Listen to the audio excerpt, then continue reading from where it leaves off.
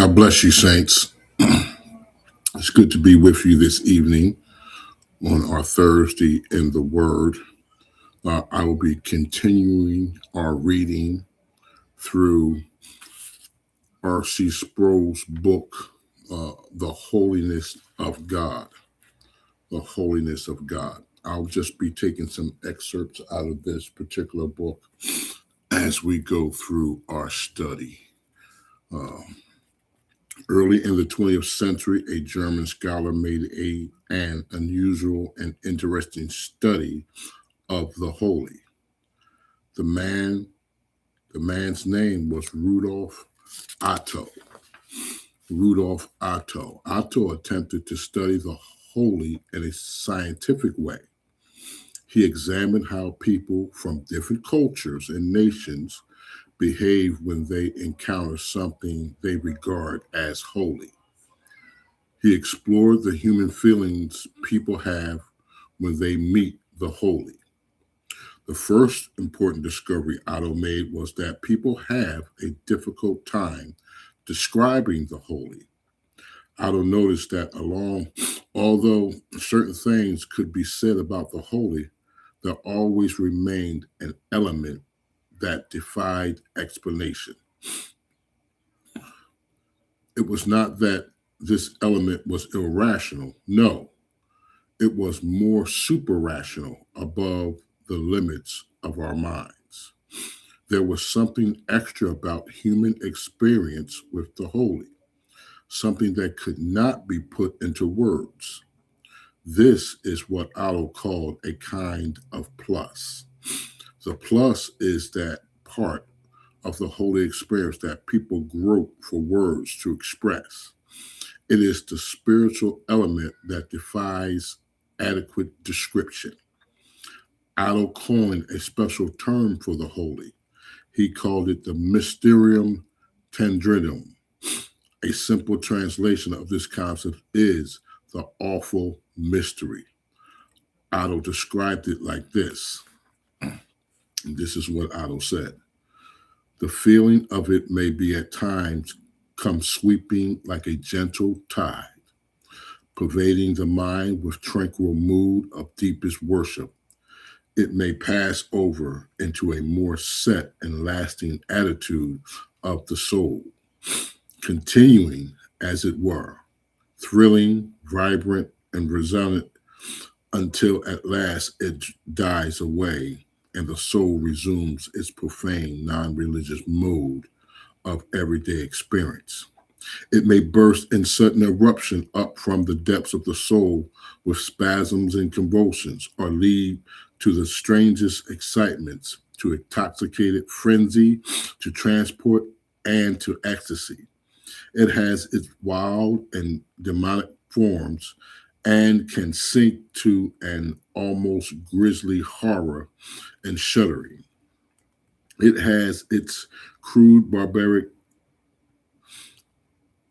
and early manifestations, and again, it may be developed into something beautiful and pure and glorious. It may become the hushed, trembling, and speechless humility of the creature in the presence of whom or what, in the presence of that which is a mystery, inexpressible, and above all creatures. Otto spoke of the tremendum, the all fullness, AWE dash fullness, because of the fear of the holy provokes in us. The holy fills us with a kind of dread. We use expressions like, my blood ran icy cold, or my flesh crept. When we think of the Negro spiritual, where were you there when they crucified my Lord? The refrain of the song says, sometimes it causes me to tremble, tremble, tremble. We tend to have mixed feelings about the holy. There is a sense in which we are at the same time attracted to it and repulsed by it. Something draws us towards it, while at the same time we want to run away from it. We can't seem to decide which way we want it. Part of us yearns for the holy, while part of us despises it. We can't live with it, and we can't live without it. Our attitude towards the holy is close to our attitude towards ghost stories and horror movies. Children beg their parents to tell them ghost stories until they get so frightened they beg them to stop. I hate to take my wife to a scary movie. She loves to see them until she sees them, or I should say, doesn't see them. We go through the same pattern each time. First, she clutches my arm and digs her fingernails into my flesh. The only relief I get is when she removes her hands from my arm so she can use both hands to cover her eyes.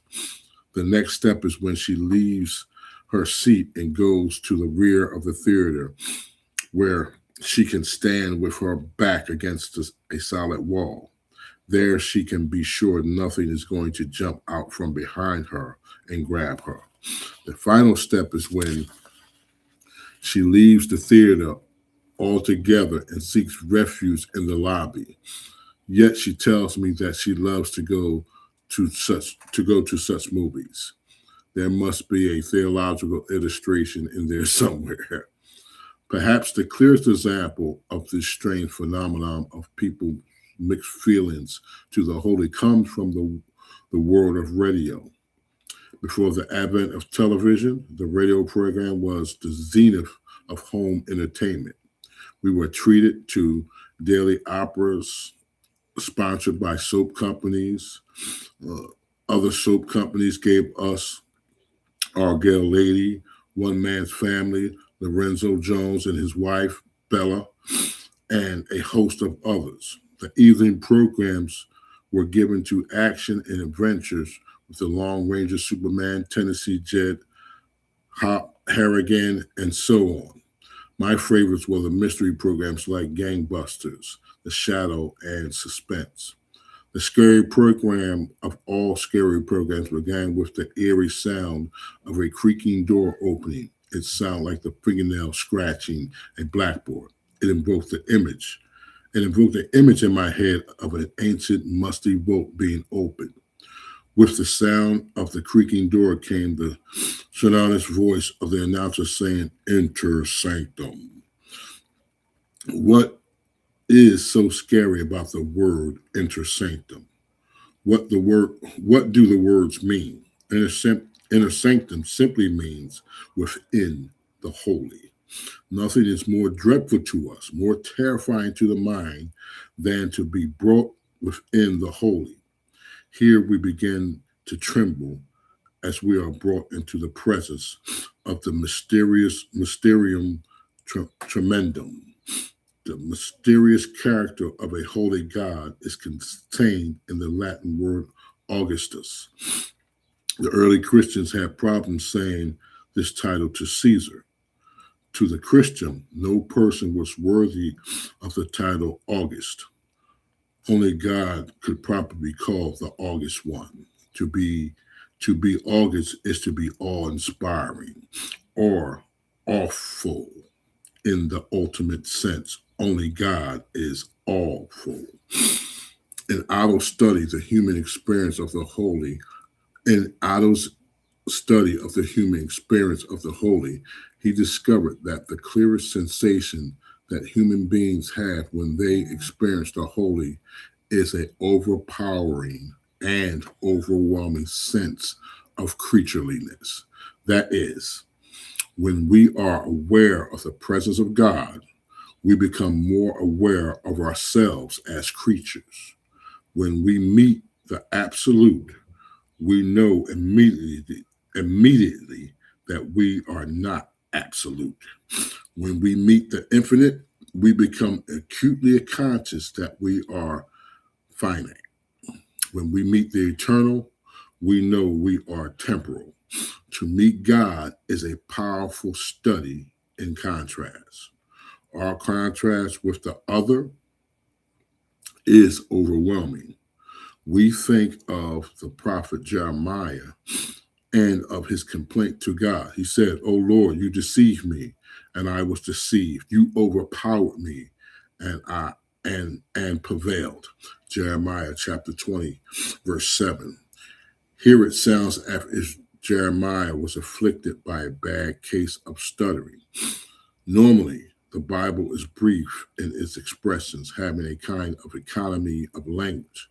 Jeremiah breaks the rule by taking the time to state the utter obvious. He says, "You deceived me, and I was deceived." The last phrase is a waste of words. Or, of course, Jeremiah was deceived. If God deceived him, he how could he possibly be anything else but deceived? If God overpowered him, how could he be anything but overwhelmed? But maybe Jeremiah just wanted to make sure that God understood him when he registered his complaints. Perhaps he was using the Hebrew method of repetition to indicate emphasis. Jeremiah was deceived and overpowered. He was feeling helpless, impotent before the absolute power of God. In this moment, Jeremiah was supremely aware of his own creatureliness. Being reminded that we are creatures is not always a pleasant thing. That's right about that.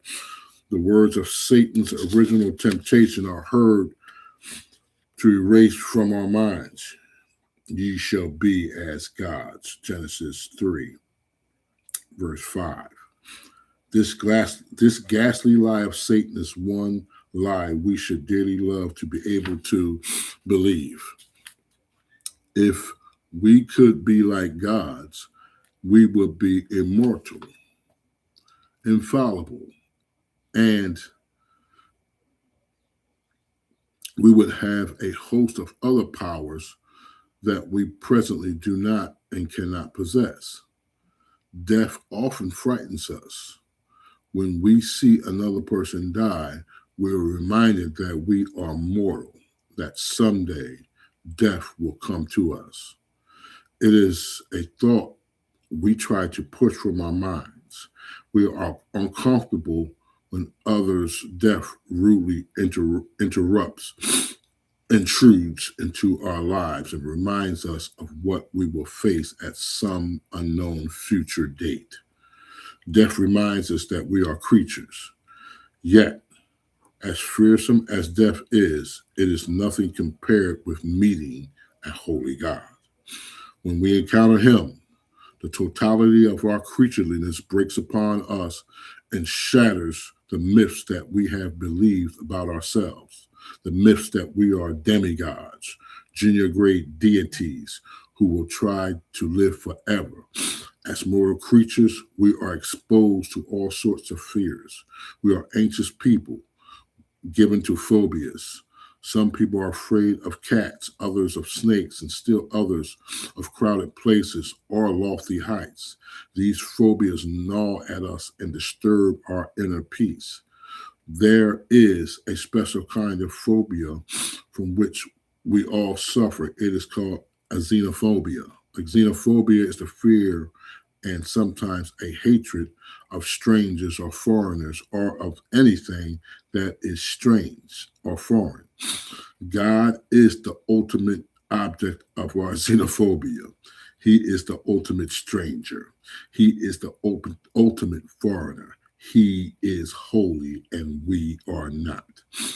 We fear God because he is holy. Our fear is not the healthy fear that the Bible encourages us to have. Our fear is a severe fear, a fear born of dread. God is too great for us. He is too awesome. He makes difficult demands on us. He is the mysterious stranger who threatens our security.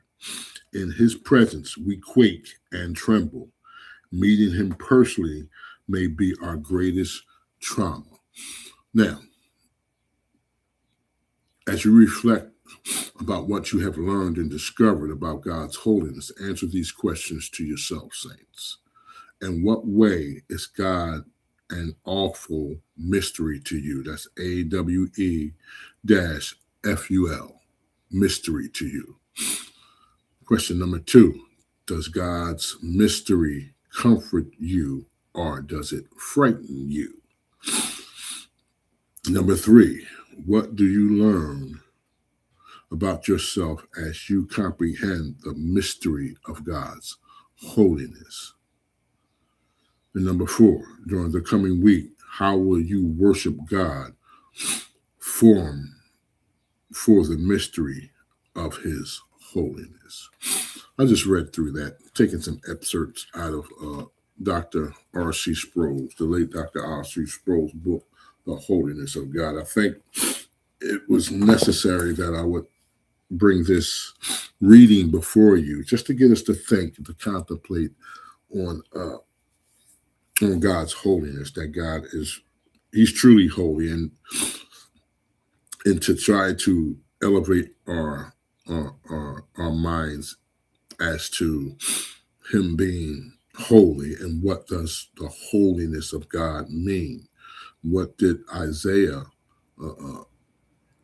experience and all those other people who came into the presence of God and experienced his transcendent majesty, his holiness, that he is other than ourselves, that he is infinite and we are creaturely, that he is not like us. And when we have encounters like that, and when we see those recorded encounters in the Bible, what these men experienced when they came in contact with the holy, how did they react? How did they respond? They treated God with respect, humble humility. They themselves saw themselves as they truly were, creaturely, undone. Isaiah said, woe is me. He just fell apart. He fell to pieces in a mental state, in a mental way.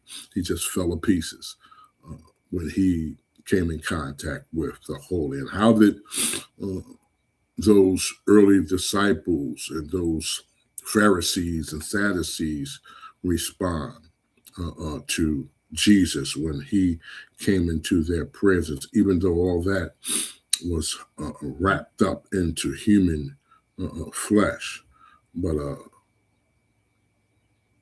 some couldn't stand Jesus because he was so true. He was so holy. They had a problem with his holiness. It cut them to the quick. So what should our response be when we come in the presence of the holiness? God is holy, and we want to approach him, and we want to be near him. When we come to worship service, we want to enter into his presence corporately as a body of believers. How should we respond? How do we act when we go before the Lord in prayer? Do we reverence him with the respect that he deserves? He's holy. He's not like us. He's transcendent. That means he's far beyond, high, lifted up. He's not of the normal as we see normal, but he is far more greater than what we could ever imagine. And I believe that we should treat him as such. So just think about the holiness of God, study it, meditate upon it. And I do believe that if you would give it careful study, that it deserves. And I encourage everybody to go out there and get this book by R.C. Sproul. It's called The Holiness of God. And I do believe that if you carefully examine God's holiness, we will be changed, and we will have a healthy respect, a healthy attitude towards who God is and his holiness. All right, saints, God bless you.